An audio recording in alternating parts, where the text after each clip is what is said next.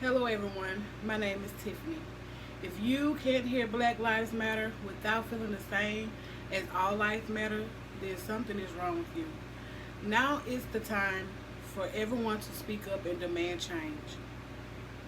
With that being said, today my speech is to inform you of what's happening with the saying and protest Black Lives Matter.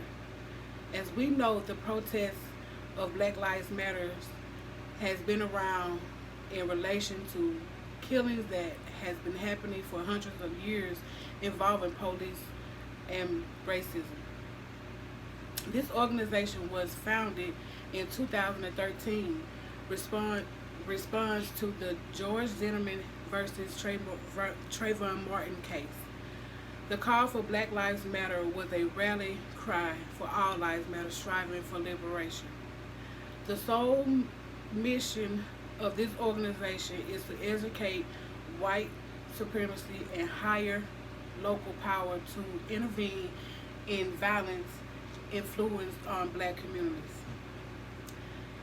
If we stop explaining why Black Lives Matter, stop explaining countless stories of unarmed black men, women, and children who have been murdered at the hands of a racist police officer, for them to understand.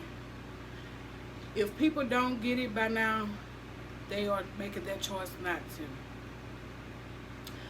We, when we work together, we can achieve real change in police reform.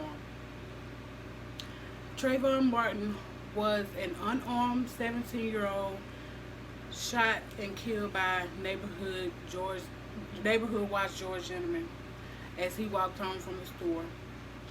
Martin had no criminal record when he was killed by the neighborhood watch. The death of the teen had thousands taken to the streets all across America to protest for the death of Trayvon Martin. Kyle Rittenhouse was a 17-year-old white kid who killed two and injured one at a Black Lives Matter protest with a assault rifle. Walked right by the police, went home, and went to sleep.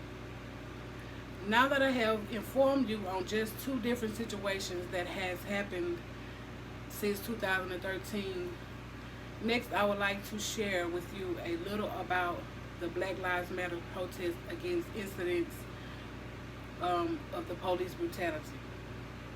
As some of you may not know, since since June 22nd, 2020, the police have made like 14,000 arrests in 49 cities since the protest began. As of June 29th, 2020, at least 15 people have died during the Black Lives Matter protest. Sometimes these protests can get out of hand where arresting people has to be made. LAPD arrested a disabled protester in a wheelchair. Things are becoming really bad where people's voices aren't being heard anymore. So now I have shared with you things about the Black Lives Matter organization. Lastly, I would like to share with you something that I had to experience in my family. I wanted to inform people about Black Lives Matter only if they didn't know what was taking place these days. I chose to talk about this speech because I understand how these families lost people in their lives from these horrible police incidents. I myself lost a family member to police brutality. My uncle, Jesse Hubbard, was murdered by police.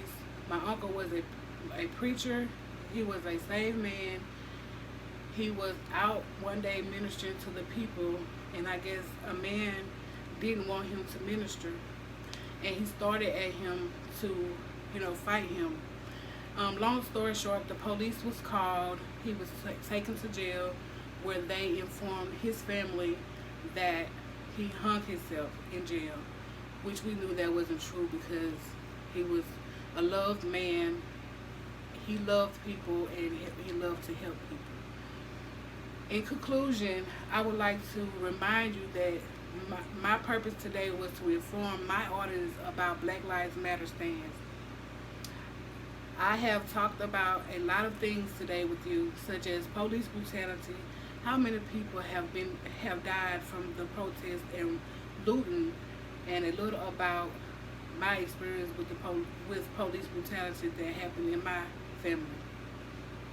Now it's time. Now is the time for everyone to speak up and demand change. Thank you.